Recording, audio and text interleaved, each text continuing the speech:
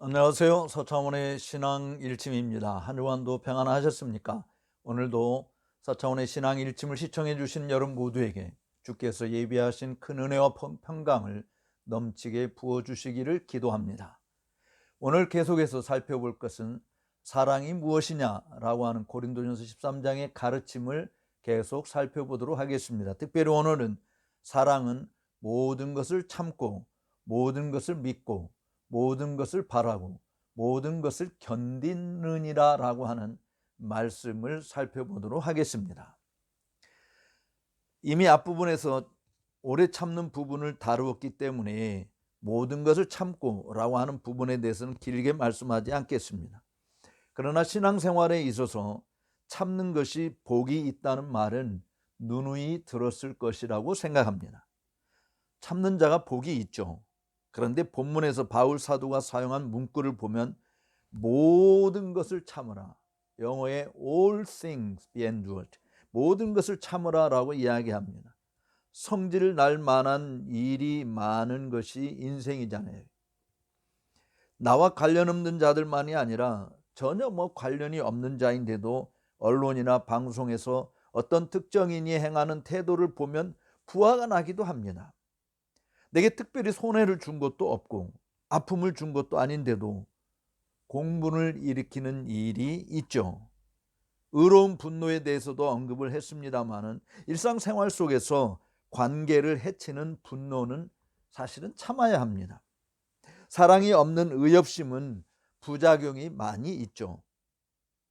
모든 것을 믿을 수 있고 그때로 모든 것입니다. 우리는 모두 어떤 것을 견딜 수 있고 어떤 것은 믿을 수 있고 어떤 것을 바랄 수도 있고 어떤 것을 참아낼 수 있어요. 그러나 하나님은 우리를 그분과 서로에 대한 그리고 멸망해가는 세상에 대한 사랑으로 더 멀리 더 깊이 부르시고 있는 것입니다.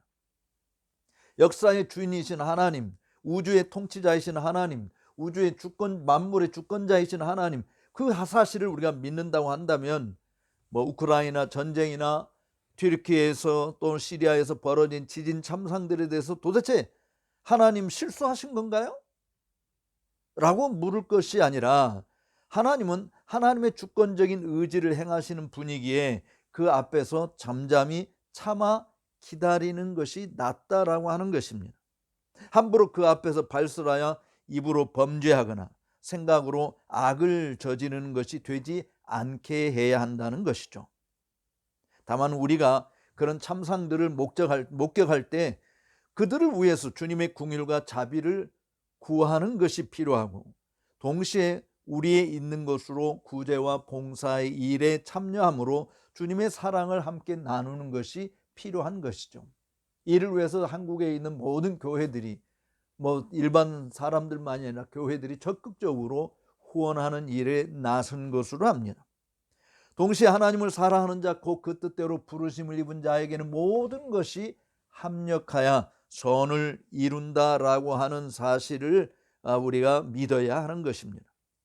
남의 불행도 즐거워해서는 아니 되지만 동시에 긍휼히 여기는 일도 멈춰서는 아니 되는 것이죠. 성도들을 사실은 우리가 열렬히 사랑해야 돼요. 왜냐하면 주님이 그렇게 사랑하셔서 자기 목숨을 내어주기까지 사랑하심으로 구원해 주신 자들이기 때문에 그렇습니다.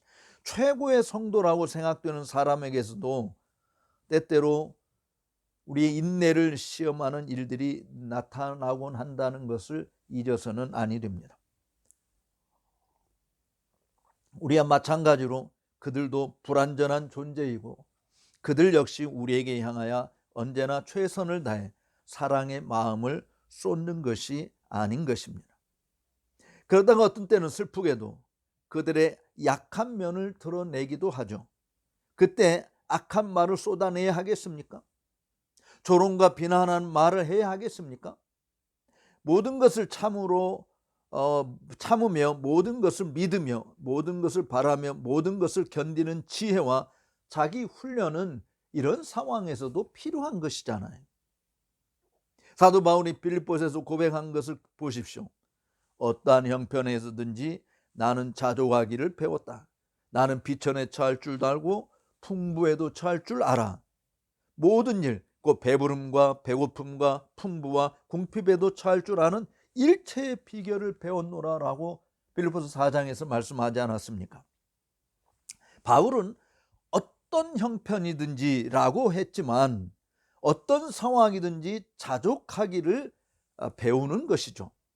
참고 믿고 바라고 견디는 일체의 비결을 배우는 것입니다. 이것은 목회자에게 특별히 더 요구되는 것이죠. 참아야 할 일이 너무나도 많고 견뎌내야 할 일이 무지기수인 것입니다. 뻔한 거짓말로 들려도 믿어줘야 할 일이 생기고 도저히 참지 못할 것인데도 견뎌내야 할 일들이 주님의 양들에게서 쏟아져 나옵니다. 목사도 사람인데 하며 사람처럼 행동했다가는 목회할 수 없을 것입니다. 주님의 심장을 품어야 할 이유가 여기에 있는 것이죠.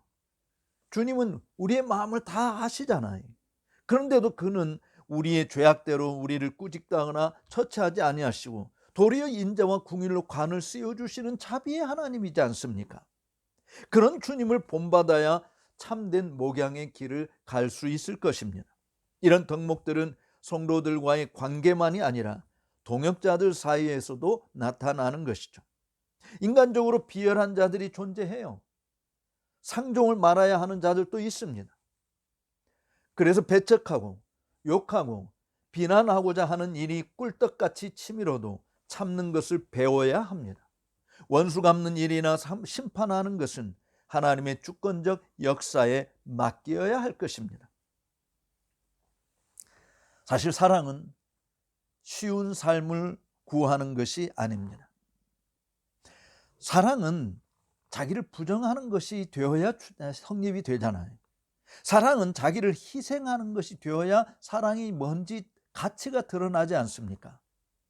참 사랑은 오직 하나님의 영광을 기쁨으로 사모하는 것입니다. 사랑은 모든 허물을 덮어줍니다. 사도 베드로는 이렇게 이야기합니다. 베드로전서 4장 8절 기억나시나요? 무엇보다도 뜨겁게 서로 사랑할지니 사랑은 허다한 죄를 덮느니라. 그냥 미지근한 사랑을 말하는 것이 아니고 뜨겁게 사랑한다.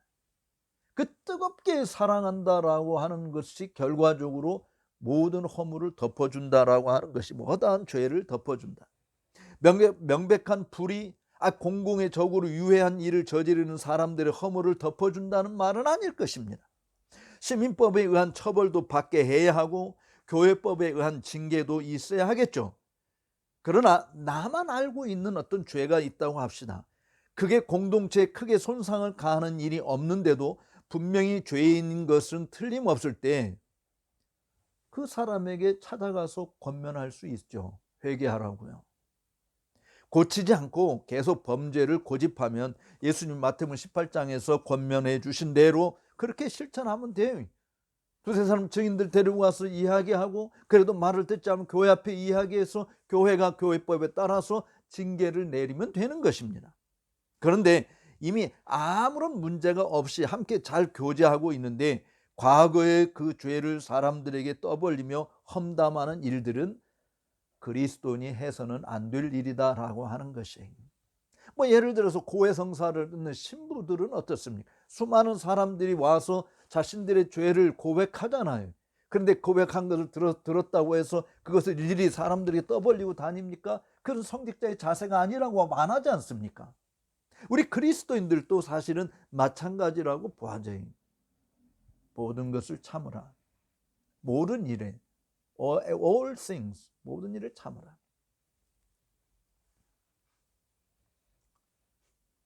사실 우리의 생각을 주께서 다 아시잖아요. 시편 기자가 시편 130편에서 이야기들 주께서 감찰하실 텐데 주 앞에 누가 서리이까? 주께서 우리들의 모든 죄악을 감찰하실 텐데 주 앞에 설 수 있는 자가 누가 있겠습니까? 그런데 사유하심이 주께 있으면 주를 경외케 하심이라고 말씀하지 않았습니까? 우리의 생각과 마음을 알지 못하는 것이 하나도 없으신 하나님께서 우리의 죄악을 숨겨주시고 덮어주시는데 우리가 무슨 권리로 남의 허물을 들춰내서 고자질하거나 괴롭히는 일을 할 수 있겠습니까? 사실 정말 하나님께서 목사의 시커먼 마음을 매일 매 순간마다 다 들춰내신다고 한다면 강단에 설 수 있는 목사는 아무도 없다고 생각합니다. 하나님께서 덮어주시잖아요. 가려주시잖아요. 품어주시잖아요. 도말해 주시잖아요. 그런 은혜를 입은 자가 우리라고 한다고 한다면 성도 남의 허물과 죄악을 주의하고 같은 죄에 빠지지 않도록 내 스스로 경계를 일삼는 것이 될지언정 그 사람들을 그 상대방을 공경에 빠뜨리는 일들을 하는 것은 옳지 않다라고 하는 것입니다. 그러나 공동체에 가하는 해가 아니라면 덮어주고 가려주고 품어주는 넓은 아량과 사랑이 있어야 하는 것이죠. 우리 성도들은 검사가 아닙니다. 검사해야 할 일은 사람들의 죄악을 낱낱이 까발리는 거잖아요. 그래서 어쨌든 법에 따라서 형량을 매기려고 하는 것이 검사의 일입니다. 근데 우리 그리스도인들은 하나님께서 우리를 검사로 만드신 것이 아닙니다. 신앙생활하는 데 있어서 계속 율법이 하는 일처럼 고발하는 일을 하라고 하나님이 우리를 세워주신 것은 아닙니다. 정말 사랑은 용서하는 것이죠. 품어주는 것이죠. 사랑이 강팍한 사람의 마음을 녹아내리는 것입니다. 특별히 훌륭한 사람을 섬기면서 가까이서 목격하고 경험한 자들은 그런 분들의 허물을 누설하고 다니는 것은 저는 옳은 행동이라는 생각이 들지 않아요. 죄성을 지닌 인간에게 다 죄를 짓죠. 허물이 있습니다. 기독교인이라고 하면서 중상모략을 퍼뜨린 일만큼 복음 전하는 일에 전혀 열심을 내지 않는 자들이 있습니다. 스펄전 목사님은 이런 이야기했어요. 사랑은 항상 사람의 결점의 장소에서 자기 입술에 손가락을 댄다. 사랑은 항상 사람의 결점의 장소에서 자기 입술에 손가락을 댄다. 참 멋있는 말이지 않습니까? 스펄전 목사는 진주가 생성되는 과정을 설명하면서 우리를 짜증나게 하고 힘들게 하는 것들이 침투에 들어오면 내게서 추출되는 귀중한 사랑으로 그것을 감싸려고 애를 쓸 때 내 자신이 진주와 같은 보석으로 나올 수 있다라고 하는 것이죠. 성숙하지 못한 그리스도인은 눈은 눈으로 이는 이로 갚고자 하는 것이죠. 오른쪽 뺨을 맞으면 오른뺨을 후려칩니다. 산상수훈에서 주님의 교훈은 영적으로 어린 아이에게는 어쩌면 불가능할지 모르겠어요. 그러나 성숙한 그리스도인, 장성한 자가 되어 지각을 사용하여 선과 악을 분별하는 자들은 스스로 진주와 같은 성도로 빛나는 하늘의 별처럼 빛나는 보석으로 단련해 갈 것입니다. 우리에게 해를 끼친 사람으로 인하여 우리는 인내를 배웁니다. 온유를 배웁니다. 오래 참음을 배웁니다. 용서의 덕목들을 배웁니다. 이런 것들로 가득한 진주를 만드는 자가 될 수 있는 것이죠. 사랑은 나쁜 것, 악한 것, 거짓된 것, 불의한 것을 믿지 않아요. 우리 주변에 수다쟁이들이 종종 있습니다. 그런 자들은 훌륭한 사람들의 허물은 쏙 빼고 좋은 덕목들은 가는 곳마다 떠벌리고 다니면 정말 얼마나 좋겠습니까? 집집마다 다니면서 훌륭한 지인들의 아름다운 이야기들을 퍼뜨리는 것은 나쁠 게 하나도 없을 것입니다. 그러나 정말 피해야 할 것은 험담이요 악의적인 비밀 누설입니다. 성경도 감사하는 말, 은혜가 되는 말, 덕스러운 말은 얼마든지 하라고 권면하지 않습니까? 사랑은 염세주의자가 아닙니다. 그렇다고 숙명론자도 아니죠.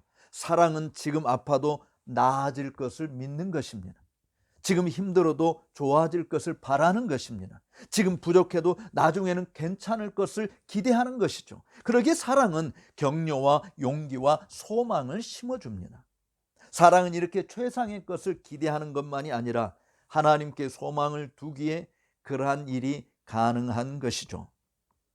그래서 모든 것이 합력하여 선을 이룬다는 믿음으로 살아가는 것입니다. 모든 것을 참고 모든 것을 믿고 모든 것을 바라고 견디는 참 사랑은 일시적으로 하는 것이 아니라 우리가 이 세상을 사는 동안 계속해서 실천하며 사는 덕목입니다. 나 한두 번 해봤어, 나 이제 더 이상 못해, 그런 것은 아니잖아요. 주님이 오시는 날까지, 아니 우리가 이 땅에서 호흡하고 사는 날 동안은 계속해서 실천해야 하는 것이죠. 어떤 사람이 이유 없이 내게 화를 내고 공격하면 그를 불쌍히 여기되 그의 성질을 내며 내가 말려들어 같이 맞장구 치고 싸우는 일이 되지 않도록 주의해야 할 것입니다. 몇 가지만 참고 견딜 것이 아니라 모든 것을 참되 그리스도를 위해서 그렇게 해야 한다는 것입니다. 그리함으로 우리가 그리스도에게 속한 참 하나님의 사람이요 참 목자임을 증명하며 사는 자가 되는 것입니다. 사실 이 모든 덕목은 다 우리 주님에게 속한 것이죠. 사랑이라는 단어를 여러분 예수님이라는 예수라는 이름을 넣어서 한번 읽어보세요.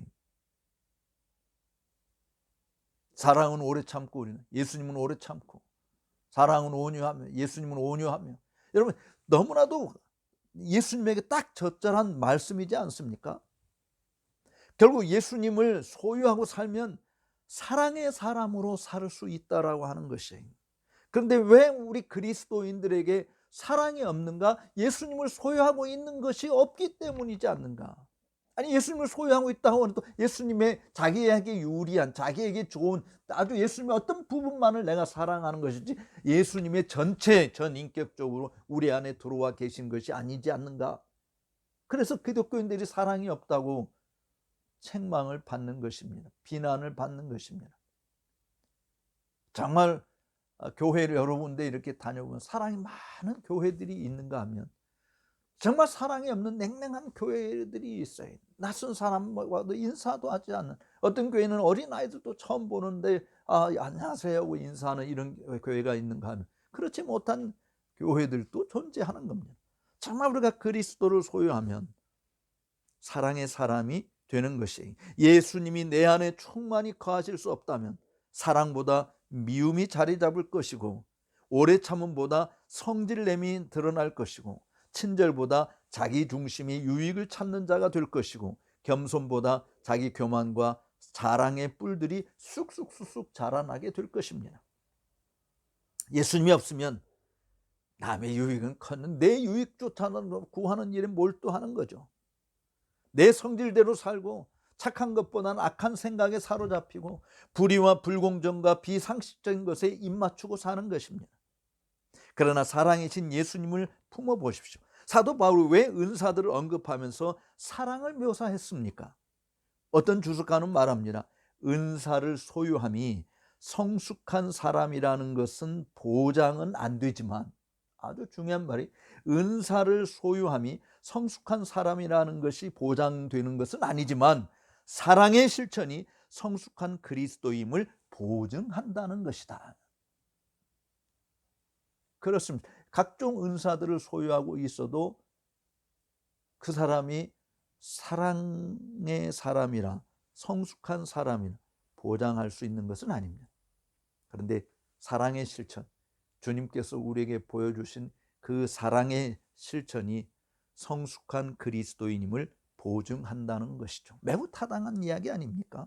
천사의 말, 사람의 방언, 산을 옮길 만한 믿음, 모든 비밀과 모든 지식을 다 가지고 있더라도 사랑이 없으면 울리는 꽹과리요 소리나는 구리와 같고 아무것도 아니다라고 하는 것이죠. 사랑은 불의를 미워합니다. 사랑은 일리 있는 소리도 즐거워하지 않습니다. 참 사랑은 오로지 진리와 함께 기뻐하고 진리를 사랑하고 진리를 사모합니다. 진리의 말씀이 우리 길의 빛이요 우리 발의 등불이기 때문에 그렇죠. 진리의 말씀만큼 달고 오묘한 말씀이 진리에 없습니다. 진리의 말씀만큼 사모할 보물이 없습니다. 언제나 진리의 말씀으로 무장하고 진리의 말씀에 젖어서 거짓되고 악한 마귀의 모든 쾌락을 물리치고 승리의 면류관을 쓰는 자가 될 것입니다. 우리를 지혜롭게 하고 우리를 가장 순결하게 하며 우리의 눈을 밝게 하고 우리의 심령을 맑게 하는 주님의 진리로 즐거워하며 주님의 말씀을 주의하는 묵상하는 자가 되어야 할 것입니다. 동시에 참 사랑의 사람으로서 모든 일을 참으며 모든 것을 견디며 모든 것을 믿으며 모든 것을 바란다고 하는, 모든 상황에 자족하는 일체의 비결을 배워 모든 것을 참고 모든 것을 믿고 모든 것을 바라고 모든 것을 견디는 그런 사랑의 일꾼으로 다시 한번 우리 자신을 채찍질하는 그런 은총이 있게 되기를 주님의 이름으로 축복합니다. 4차원의 신앙 일침을 시청해 준 여러분, 나가시기 전에 좋아요, 구독 버튼을 좋아요 아니면 구독 버튼을, 구독하지 않은 분들은 구독 버튼을 눌러주시면 감사하겠습니다. 다음 주에 다시 찾아뵙도록 하겠습니다. 감사합니다.